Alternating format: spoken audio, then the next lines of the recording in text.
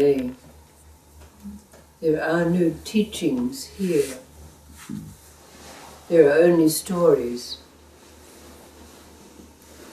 Know that mystical joker, Mulla Nasruddin, was walking home from the coffee shop late at night after a hard day drinking coffee with his friends. And since coffee makes you quite thirsty, on the way he decided to stop at the well for a drink. But when he went to lower the bucket into the well, he saw the moon. He said, oh, what are you doing down there? Oh, just as well I came along. I'll help you. So he took the bucket and lowered it into the well. But as he was pulling it up, it caught on a rock on the side of the well and knocked him off his feet as he tried to yank it up. And as he looked up, there was the moon. Just as well I came along, he said.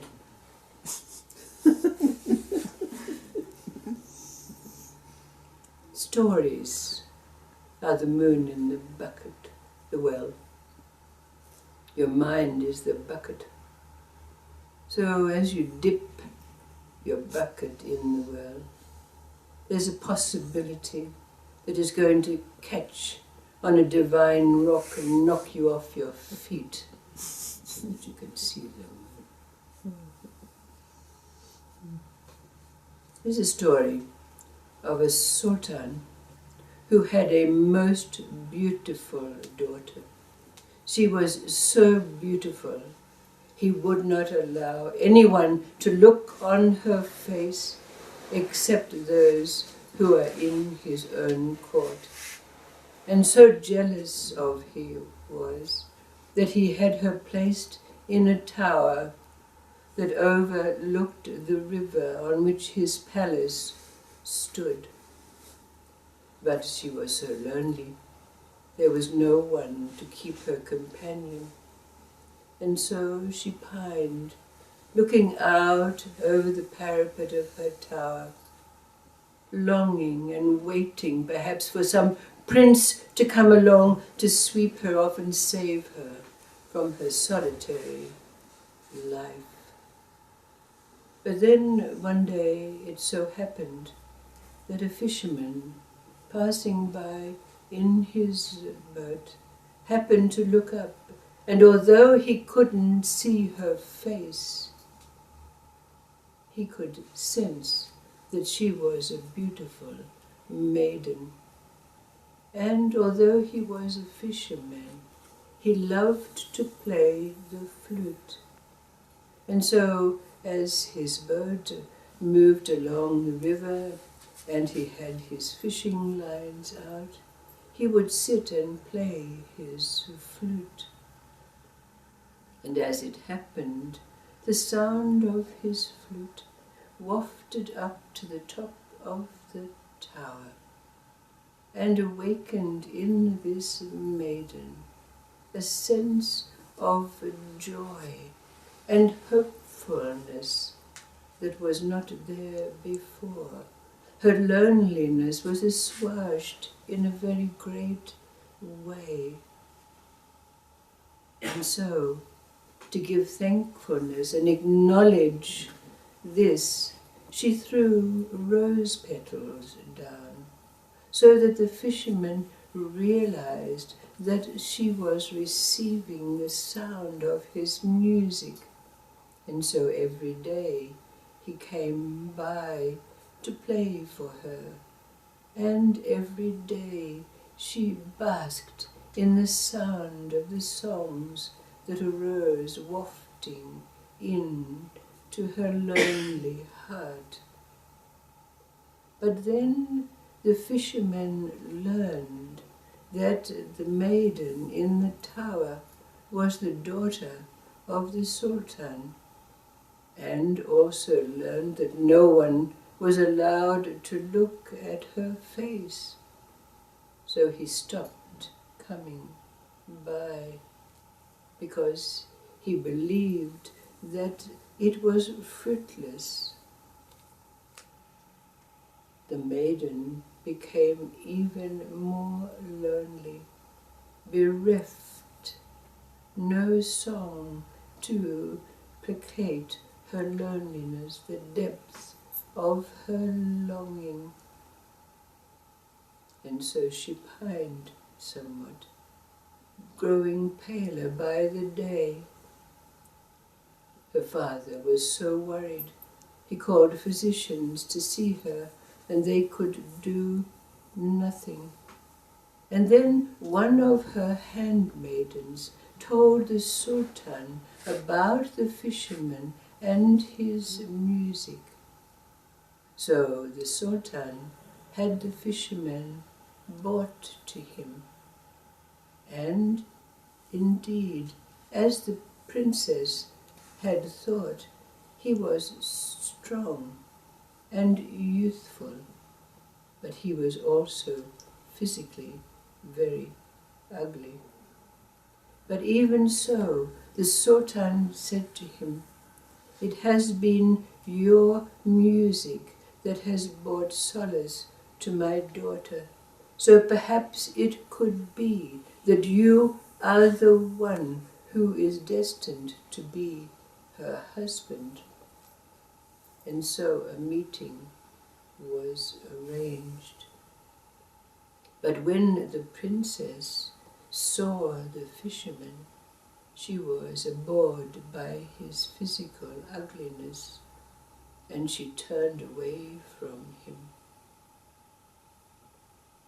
The fisherman went, realizing that there was no chance that he could ever be the lover of this maiden. So he himself pined to the death. Now, when he died, his fishing boat was left by the side of the river.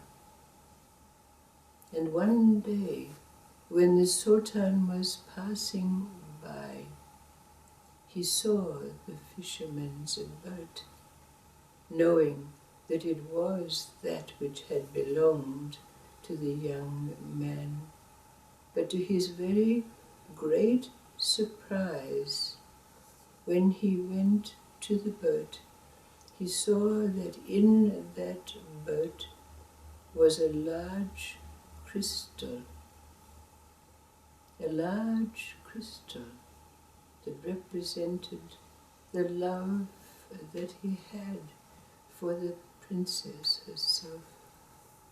So, believing that this could be a solace for his daughter, he took this crystal and took it to a glassmaker, and the glassmaker made a cup from the crystal of the ball, and he took it to his daughter. When the daughter poured tea into the cup, she could hear the sound of the fisherman's flute.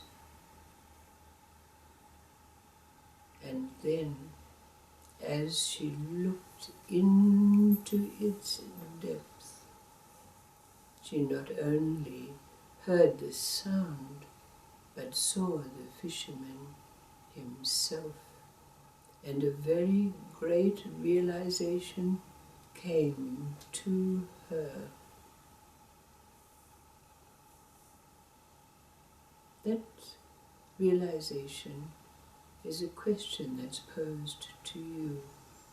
But to complete the story, the princess, having had this realization, her tears fell into the cup, and because of the nature of tears, which have from its intent the longing and love, The crystal cup melted, and the fisherman's soul was laid to rest. The princess herself sat, and her own soul left the body, and her handmaidens found her like a stone. But we know that now the fisherman and the princess were one, united. But a question arises from this story. A question that may be like the stone jutting out from the side of the well as we attempt to bring our bucket, the bucket of our mind that needs understanding, to catch on it. What is the realization that the princess had when she looked into the crystal cup, heard the sound of the fisherman's flute, and saw him for what he was, no longer judging the physical form? What is the realization that the princess had as she looked into the cup?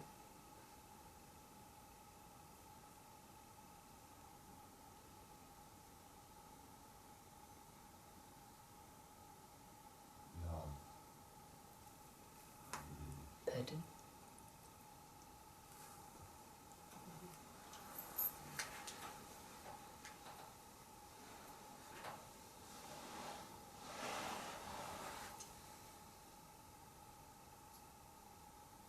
Yes.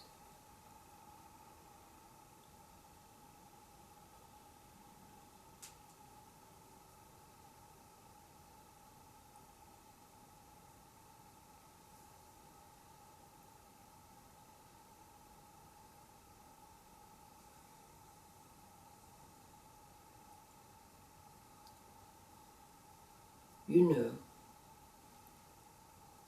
that the answers to the questions that arise can only come from our own experience, our own knowing. So perhaps you can realize we don't need to be taught. We don't need teachings. We only need that which can come along to trip up the mind, to be that bucket that catches on the divine rock.